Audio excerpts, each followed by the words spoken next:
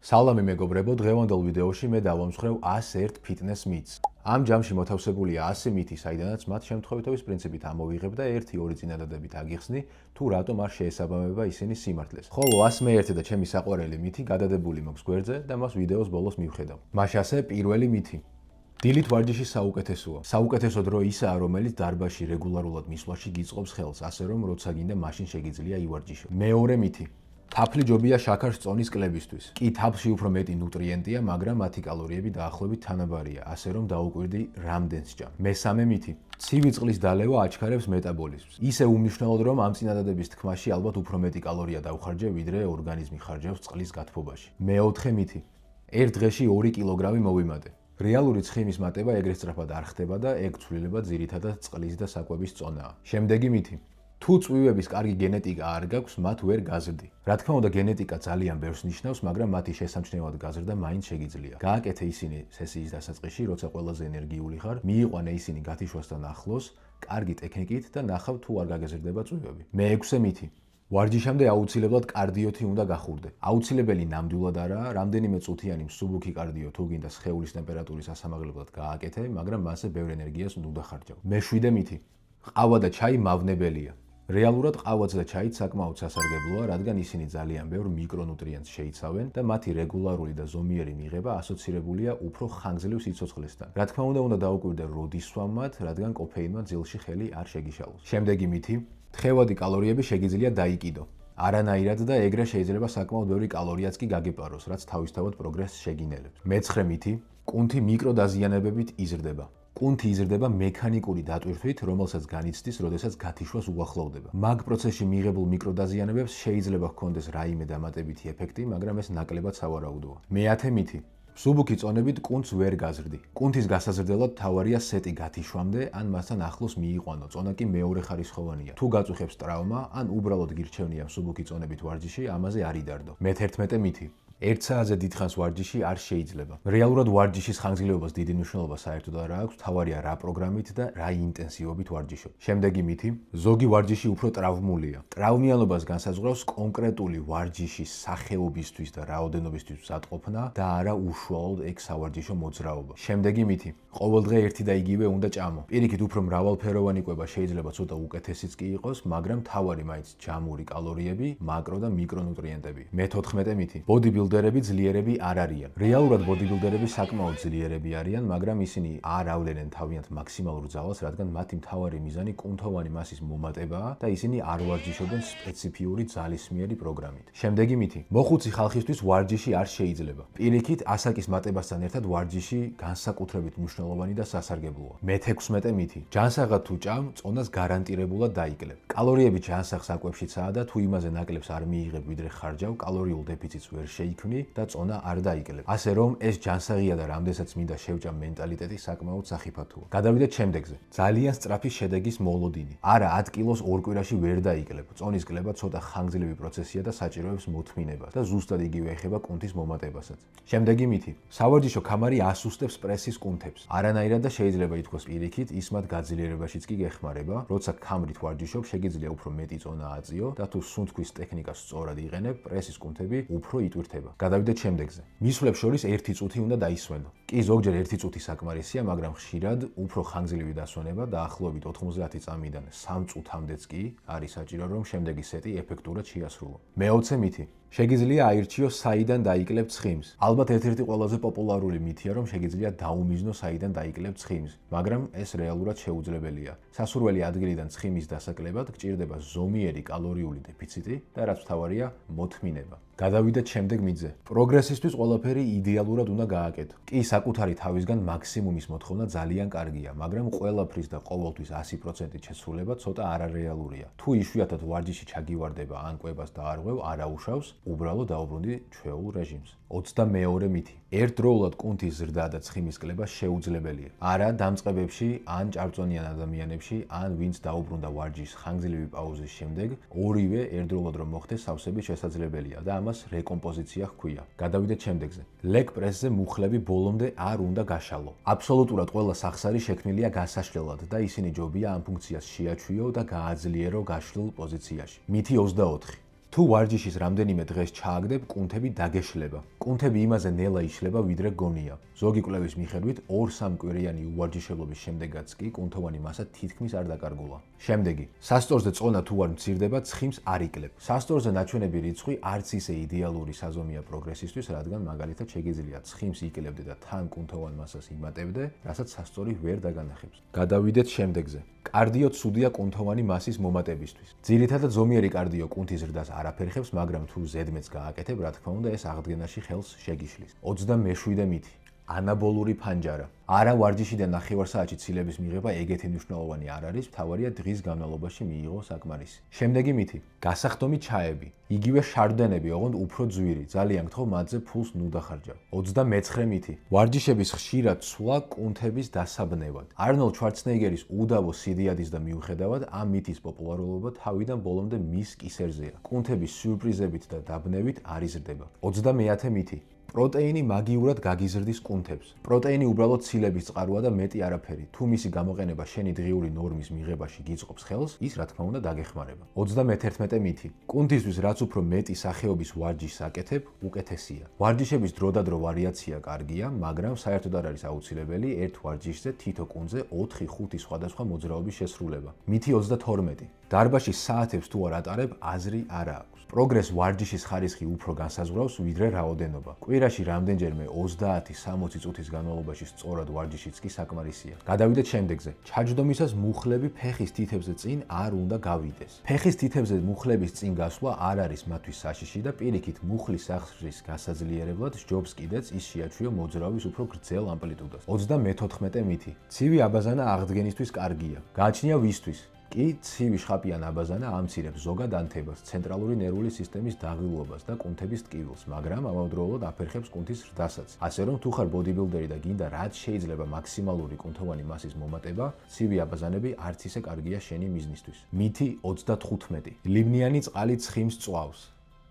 არა, ლიმნიანი წყალი უბრალოდ ცოტათი მეტ ვიტამინს შეიცავს და საერთოდ არ აქვს გავლენა ცხიმის წვაზე. შემდეგი მითი. ფიტნეს აქსესუარები სწორად ითვლის კალორიებს. ტრენაჟორებს, Apple Watch, Whoops თუ ნებისმიერ სხვა ფიტნეს მოწყობილობას აქვს უდიდესი ცდომილება. ასე რომ სჯობს დახარჯული კალორიების მაგივრად გააკეთო აქცენტი მიღებულზე, რისი კონტროლიც და სწორად დათვლაც ბევრად მარტივია. შემდეგი მითი. ნახშირწყლები ასუქებს. არა, ასუქებს იმაზე მეტი კალორიის მიღება, ვიდრე ხარჯავ. ნახშირწყლები ენერგიისთვის ყველაზე მნიშვნელოვანი მაკრონუტრიენტია და მათი სრულად ამოღება ძალიან არაპრაქტიკულია. გადავიდეთ შემდეგზე. სირბილის საუკეთესო კარდიოა. კი, მორბენლებისთვის, მაგრამ თუ კარდიოს გაკეთება გინდა და სირბილი არ გიყვარს, შეგიძლია ნებისმიერი სხვა აქტივობა შეასრულო. შემდეგი მითი. ყველა მისვლა გათიშვამდე უნდა მიიყვანო. სრულ გათიშვამდე ვარჯიში ზოგჯერ კარგი და აუცილებელიცაა, მაგრამ უმეტეს შემთხვევაში სჯობს გათიშვიდან 1, 2 ან 3 გამეორებით ადრე გაჩერება. ამით თავიდან აირიდებს ზედმეტ დაღლილობას. შემდეგი მითი. კუნთოვანი მასის მომატება განელებს. კი, თუ შენს ფიზიოლოგიურ ლიმიტზე მეც მოიმატებ და ღია კატეგორიის ბოდიბილდერივით დაიკუნთები. მაგრამ თუ ბუნებრივი რაოდენობის მასას განივითარებ და თან სწორად ივარჯიშებ, შეიძლება უფრო სწრაფიც კი გახდე.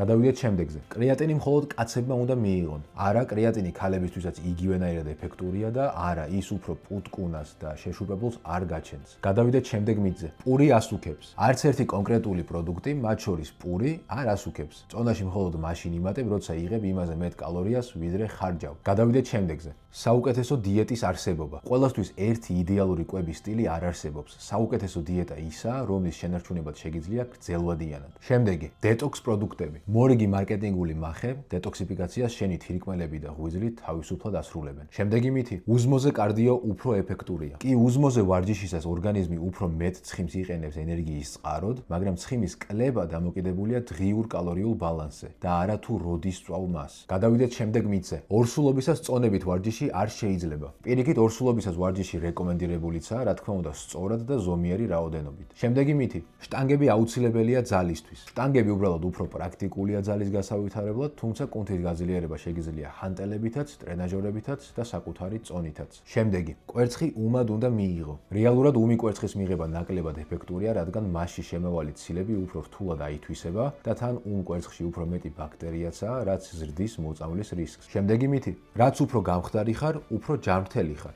კი ჭარბიწონა ცუდია, მაგრამ არც ექსტრემალური სიგამხდრია კარგი, განსაკუთრებით მენტალური ჯანმრთელობისთვის და მისკენ სწრაფვა შეიძლება სერიოზულ ფსიქოლოგიურ პრობლემებში გადაიზარდოს. 50-მე მითი. დანამატების მიღება აუცილებელია. თუ რაიმე საკვებიდან ვერ იღებ, დანამატები რა თქმა უნდა დაგეხმარება, მაგრამ მათი მიღება ნამდვილად არ არის აუცილებელი და უმეტესობა ფულის ყრაც კი არის. ასე რომ სანამ რომელიმე დანამატს იყიდი, კარგად აწონ-დაწონე, საერთოდ გჭირდება თუ არა ის. ნახევარი გავიარეთ და გადავიდეთ 51 მითზე. კაცრი დიეტები ეფექტურია. კი, მოკლე ვადაში მკაცრ დიეტებს ბადალი არ ყავს, მაგრამ მსგავსი დიეტის შემდეგ დაკარგული წონა ბრუნდება, ან საერთოდ იზრდება კიდეც. თუ გსურს რეალური შედეგის მიღება და შემდეგ შენარჩუნება, ზომიერი და ნელი მიდგომა ბევრად ეფექტურია. 52 მითი. ვარჯიში ხელს უშლის სიმაღლეში ზრდას. არა, სწორი ვარჯიში საერთოდ არ უშლის სიმაღლეში ზრდას ხელს. შემდეგი მითი. საუნა წვავს ცხიმს. არა, საუნის შემდეგ დაკარგული წონა მხოლოდ და მხოლოდ წყალია. მითი 54. კრეატინი ციკლებად უნდა მიიღო. კრეატინის რეკომენდირებული დოზით მიღება წლების განმავლობაში და თეორიულად მუდმივადაც კი შეიძლება. შემდეგი მითი. ვარჯიშამდე აუცილებლად უნდა გაიწელო. პირიქით, ვარჯიშამდე სტატიკური გაწელვა ნეგატიურად მოქმედებს ძალაზე და ტრავმის რისკს ოდნავ ზრდის კიდეც. ეფექტური გახურებისთვის ჯობს გააკეთო დინამიური გაწელვები და შეასრულო ვარჯიშის მსუბუქი სეტები. შემდეგი მითი. სახსრების ტკაცუნი საშიშია. სახსრების ტკაცუნი ძალიან ჩვეულებრივი მოვლენაა და თუ მას ტკივილი არ ახლავს, ის საშიში არაა. 57 მითი. კუნთის ზრდისთვის მხოლოდ 6-დან 12 გამეორებამდე უნდა გააკეთო. ხშირად ამას ჰიპერტროფიის რეიმსაც ეძახიან, მაგრამ რეალურად კუნთი შეიძლება 3 გამეორებითაც გაზარდო და 35-ითაც. თავარია სეტი გათიშვასთან ახლოს მიიყვანო. 6-დან 12-მდე არის უბრალოდ ყველაზე პრაქტიკული ზღვარი. მითი 58. თუ საჭმელი ინსულინს ზრდის, ის ცუდია წონის დასაკლებად.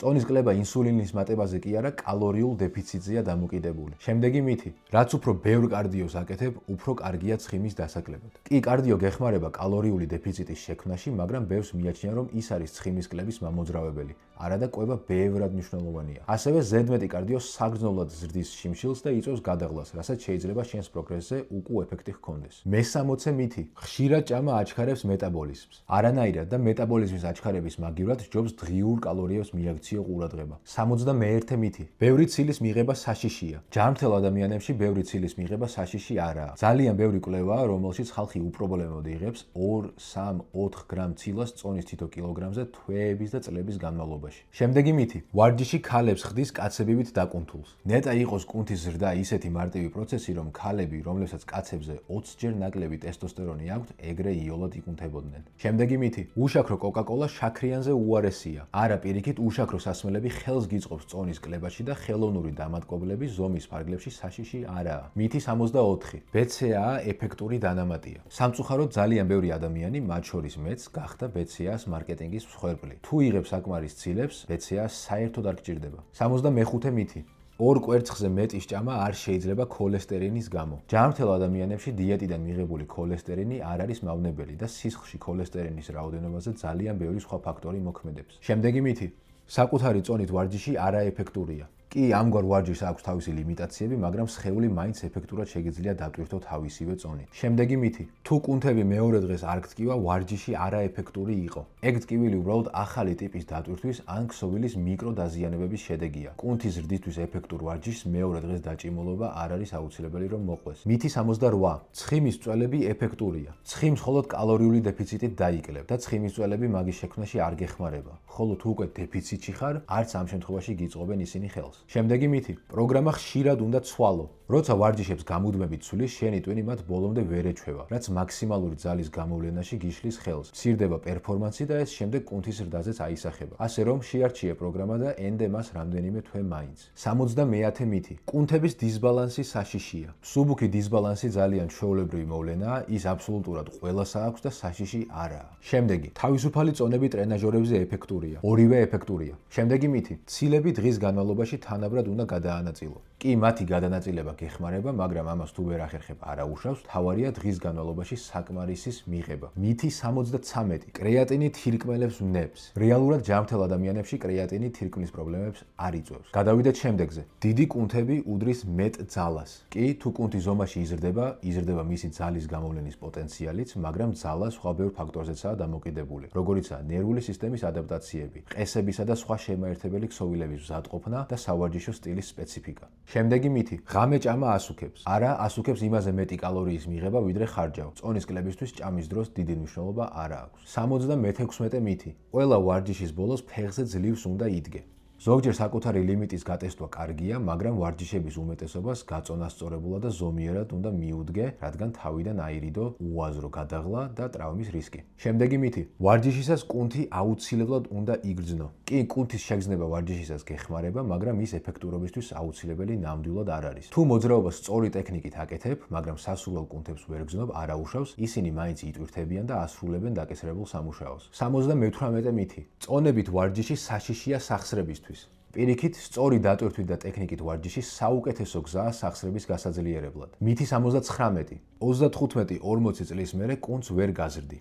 რეალურად კუნთის გაზრდა ნებისმიერ ასაკშია შესაძლებელი, უბრალოდ პროცესი შეიძლება უფრო ნელი იყოს. მე-80 მითი: ფამფი კუნთის ზრდისთვის აუცილებელია. არანაირად, ფამფი უბრალოდ კუნთებში სისხლის დროებითი დაგროვებაა და კი ის შეიძლება იყოს ეფექტური ვარჯიშის თანაპროდუქტი, მაგრამ აუცილებელი ნამდვილად არაა. მაგალითად, თუ ვარჯიშობ 5-10 გამეორების ფარგლებში გათიშვასთან ახლოს, ფამფი შეიძლება საერთოდ არ გქონდეს, მაგრამ კუნთები მაინც გაგეზრდება. გადავიდეთ შემდეგზე. თუ ჭამ ცხიმს, იმატებ ცხიმს. არა. თუ ჭამ იმაზე მეტ კალორიას ვიდრე ხარჯავ, მხოლოდ მაგ შემთხვევაში იმატებ ცხიმს. 82 მითი: აუცილებლად უნდა ჭამო ერთი და იგივე დროს. თავარია დღის განმავლობაში მიიღო საკმარისი კალორიები და როგორც მაკრო, ისევე მიკრო ნუტრიენტები. თუმცა როდის იღებ მათ, დიდი მნიშვნელობა არ აქვს და დროზე გაწერილი კვება არ არის აუცილებელი. შემდეგი მითი: ფასტინგი უფრო ეფექტურია წონის დასაკლებად. თუ ფასტინგი კალორიული დეფიციტის შექმნაში გეხმარება, კი ბატონო, მაგრამ ის მაგიური გზით წონას ვერ დაგაკლებინებს. მითი 84: კუნთოვანი ჯგუფისთვის საუკეთესო ვარჯიშის არსებობა. თუ ვინმე გეუბნება, რომ აი ეს ერთი ვარჯიში აუცილებლად უნდა გააკეთო რომელიმე კუნთისთვის, სამწუხაროდ არასწორ რჩევას გაძლევს.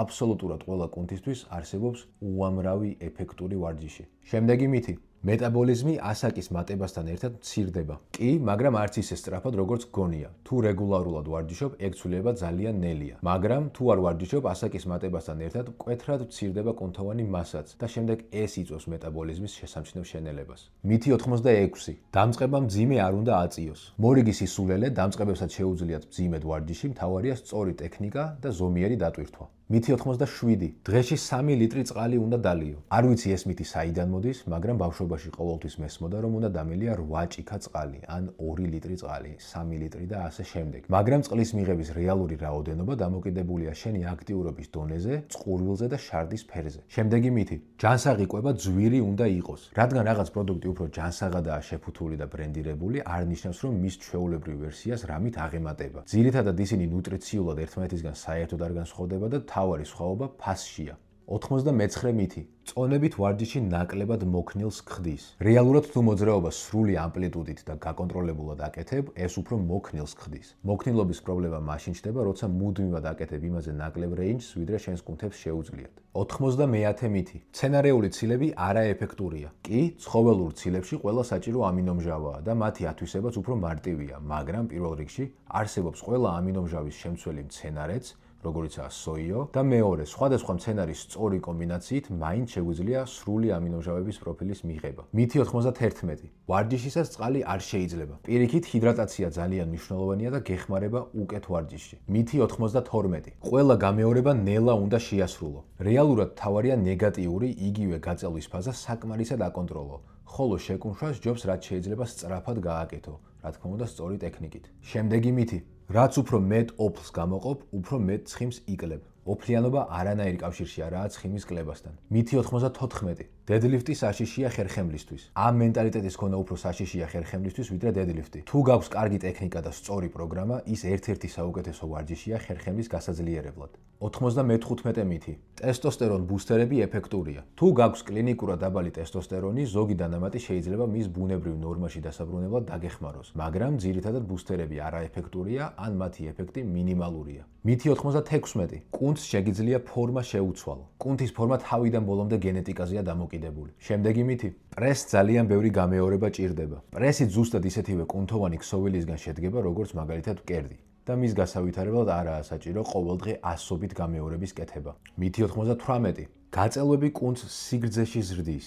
გაწელვები ზრდის მხოლოდ კუნთის ტოლერანტულობას გაწელვილ მდგომარეობაში ყოფნისადმი. მისი უშუალო სიგრძე არ იზრდება. 99 მითი: მეტი ვარჯიში უდრის მეტ პროგრესს. გარკვეულ დონემდე კი, მაგრამ ზედმეტი პროგრესს ანელებს კიდეც. აღდგენა ისეთივე მნიშვნელოვანია, როგორც ვარჯიში. მეასე მითი. ბევრი გამეორება კუნთის ტონუსისთვის. ტონუსში ხალხი ზომიერად გამომშრალი კუნთების ქონას გულისხმობს. ამისთვის გჭირდება მეტნაკლებად განვითარებული კუნთოვანი მასა შედარებით დაბალი რაოდენობის ცხიმთან ერთად და არა უაზროდ ბევრი გამეორების შესრულება. და ბოლოს 101 და ჩემი საყვარელი მითი.